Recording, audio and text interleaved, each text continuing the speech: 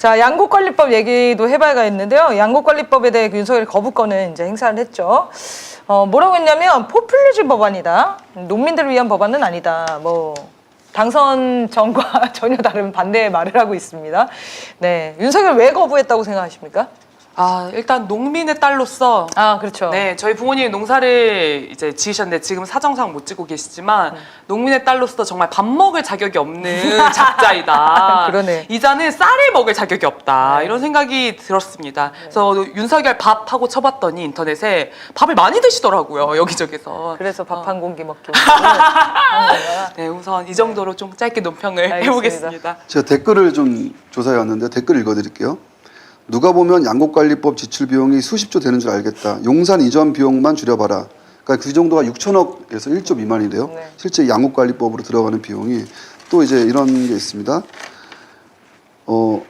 결국에는 정책 실효성을 따져보기 이전에 이게 민주당과 이재명이 민걸에서 싫은 거지. 이런 식의 또 댓글도 있고요. 댓글의 악권 이겁니다. 일본 어민들은 위에도 한국 농민들에게는 한 푼도 줄 수 없다는 윤석열의 의지가 느껴진다. 예. 아주 매국적인 정책 결정이었다는 거죠. 근데 네. 이 양곡관리법 자체도 원래 농민들이 주장했던 내용에서 크게 후퇴한 내용이에요. 민주당이 원래 상정했던 법안을 국힘당과 계속 이렇게 협의하고 타협을 하면서 굉장히 많이 후퇴가 됐었습니다. 그래서 네. 실제 통과가 된다고 하더라도 얼마나 효과적일 것인가 이거에 좀 의문이 많이 제기되는 상황이었는데 그것마저도 윤석열이 못하겠다라고 거부를 한 거죠. 그래서 저는 왜일까 생각을 해봤는데 첫 번째는 좀 무지한 것 같다라는 생각이 들었습니다. 그래서 무지하다라고 하는 것은 농업이 어떤 의미에서 중요한 산업인지에 대한 인식이 전혀 없는 거죠. 그래서 윤석열 생각에는 농업은 사양 산업이고 이걸 통해서 돈을 벌 수가 없는데 왜 정부가 돈을 들여서 정부 돈은 자기 돈이라고 생각하니까 왜 내 돈을 들여서 이걸 해줘야 되지? 나한테 득될 게 하나도 없는데? 이렇게 생각하는 게 하나 있는 것 같고요. 두 번째는 이 거부권을 행사함으로써 자기 힘을 과시하고 싶은 것이 아닌가 이런 생각이 들었습니다. 아까 민주당이 하기 때문에 이재명 당대표가 하기 때문에 싫다라고 했는데 나는 너희가 아무리 입법을 해도 이걸 거부할 수 있는 권한이 있는 사람이야. 그런 권력이 있는 사람이야를 과시하고 싶었던 게 아니냐.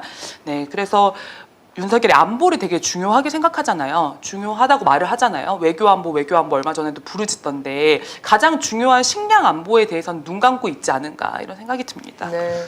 네, 저도 한 가지 동의하면서 이제 한 가지 더 보면은 이게 결국에 양곡관리법이 1950년에 만들어진 법이에요. 그러니까 우리나라 식량을 보호하겠다라는 법입니다. 근데 이제 양곡관리법의 개정의 문제가 왜 발생했냐면 쌀 수입이 개방되면서 시장이 개방됐죠. 의무 수입량이 생겼어요.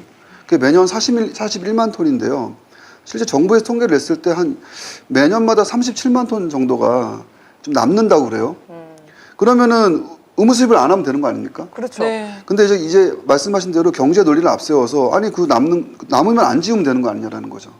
그럼 결국에는 우리 농민들 다 죽으란 얘기인 건데. 그러니까 이게 미국 쌀을 네. 해마다 사주느라고 네. 우리 쌀을 못 사겠다라는 그러니까 거잖아요. 수입산 쌀이 싸니까 네. 싸니까 그 싼 쌀을 사고. 아니요, 의무 매입량이 있습니다. 지금 그래요? 41만 톤이요. 네. 그러니까 못 줄여요 그거를? 예, 못 줄이. 그걸 근데 이제 줄이려면 네. 외교를 잘해서 안 하면 되는 거예요. 그 제가, 수입산 네네. 그거 말씀드리려고 하는데 사실 이것도 굉장히 구속력 있는 의무는 아니에요. 그냥 안 사면 돼요.